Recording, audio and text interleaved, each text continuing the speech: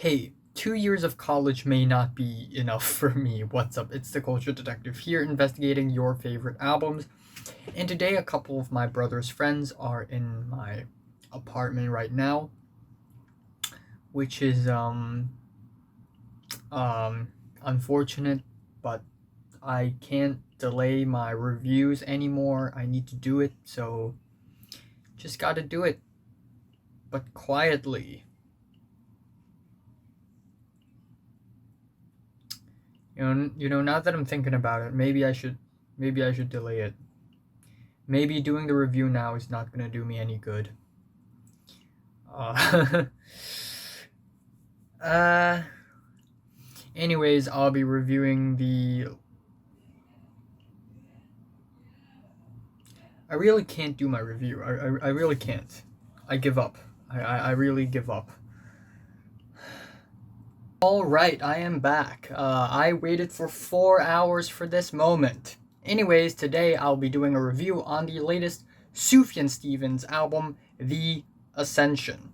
So, Sufjan Stevens is a pretty well known singer, songwriter, and producer in the indie scene. And he has dropped classics like Illinois, which is really talked about in the past decade. Yeah. And also another album that's incredibly well known from him is Carrie and Lowell, which is actually his last full length studio album. And Carrie and Lowell is a really emotional, beautiful, and also tragic album about mortality, and it ended up as one of my favorite albums of the 2010s. Yeah. Earlier this year, he released Aporia with his stepdad, which is the Lowell in the Carrie and Lowell, and it's a pretty underwhelming album, but not too long after, in the same year, in 2020, we have the Ascension, which is an 80-minute long epic. And on this album, Sufjan Stevens sort of returns to his age of ads style of Indietronics, and yeah, it's 80 minutes long. It's kind of long, and essentially we have a set of very spacey and serene Indietronics track. Occasionally we get these really groovy sort of techno IDM beats, which are actually surprisingly well produced. And yeah, even though some past Sufjan Stevens albums are all indie folk that are very lo-fi, but this one is so much more modern and updated and so much more electronic flavored, and there are quite a few great songs on this album. Starting off, we have the track Make Me an Offer I Cannot Refuse, and it is a fantastic opener with its sputtering, twittery beats, the glitchy edits, the icy, haunting vocals are fantastic. The lyrics on this album kind of deal with ghosts and forgiveness and all that. And overall, it's pretty haunting and memorable. I also really love how soft and gentle the opening is. The second track is Runaway With Me, which is a slow-paced love song with sparkly arpeggios, and even though instrumentally and production-wise it is really beautiful, I still find this track pretty tame and mild.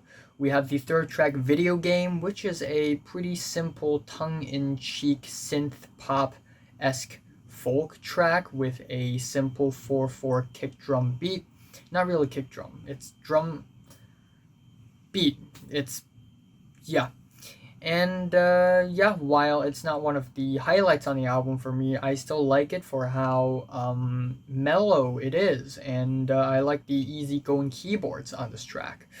The track Lamentations is actually a pretty good track that's so much more electronic heavy than many other tracks here. It's very fun, glitchy, choppy. We get these chopped up vocal samples that are chopped up really well, and the vocals at the end, they're not great, but at least there's something.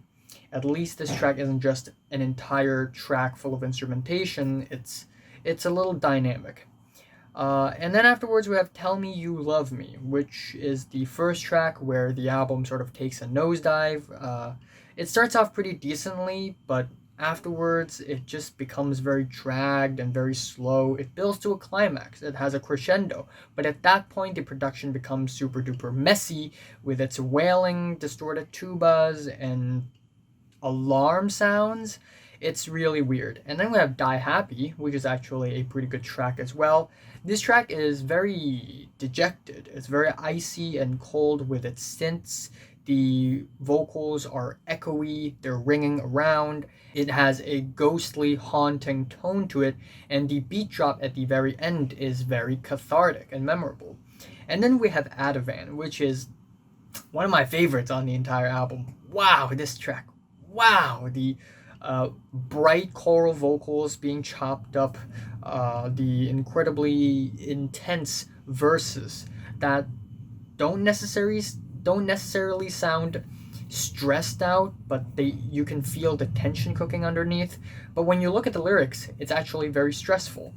And then it builds up to a climax that is very explosive and dramatic, and it actually works really well, especially with the incredibly groovy techno beats afterwards with the cycling metallic tones. Fantastic track, not gonna lie.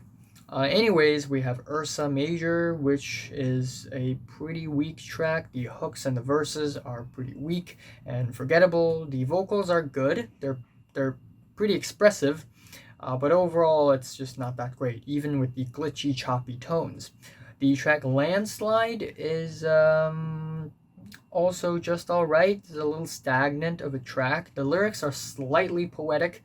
The vocal leads are a little icy and reverby, which is always nice, but overall kind of forgettable of a track as well.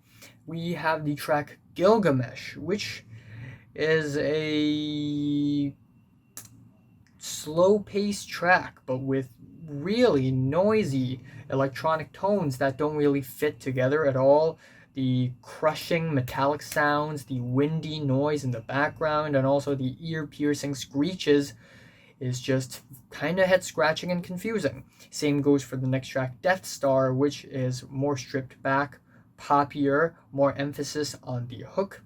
And the beat is crushing. We have a nice throwback rhythm. The orchestral arrangement is kind of cluttered. And we have the track Goodbye to All That, which is basically an extension to Death Star, the previous track, but like a dance remix version of it. And I like that idea, but instrumentally, neither of these two tracks really wow me or anything. The track Sugar is a very spacey love song, but what really bogs this track down is its incredibly awkward cliche lyrics.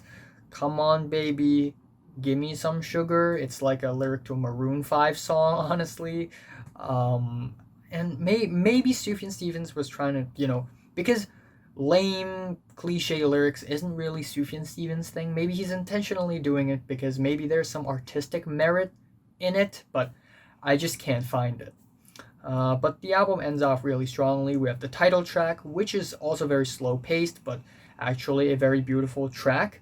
And I love these spacey, serene pianos, and overall there is a very floaty tone to it. And the album ending, America, is a 12-minute long epic ending with huge tension building verses, which leads up to a very grand climax. We have a Don't Do to Me What You Did to America. And on the surface, this track sounds like it's a track that addresses the current socio-political climate of the USA right now, but also it feels like there is something more than that lyrically.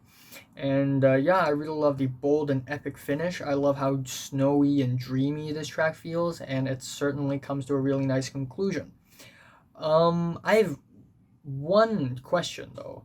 Sufjan Stevens actually released a single called My Rajanish before releasing this album, and this single is fantastic. It is amazing. It is one of the best of the year so far, but it didn't end up on the album for some reason. My Rajanish is a 10-minute long track, and it's incredibly beautiful. Just let me review my album, please. The first half of the track is more folky, less electronic, and has some nice guitars. And then it sort of reaches its climax, and it has these very beautiful fluttery strings that I didn't hear from the album itself. Then we have the group vocals and a drony outro, and it is a great track with different parts and phases, and it's actually amazing.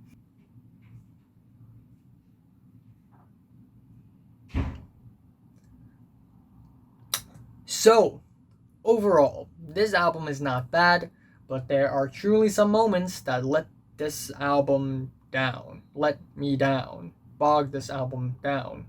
English. Yeah, my favorite track here is probably Ativan, even though if my Rajneesh is on the album, it would be that track. And my least favorite is Sugar or Ursa Major, honestly. Or Tell Me You Love Me, I don't know. I'm giving Sufjan Stevens' The Ascension a strong 6 out of 10. So, if you listen to this album for 1 to 10, how much did you rate it, like and subscribe if you want more, and thanks for watching. I will be reviewing Open Mike Eagle and Clipping very soon. Yay!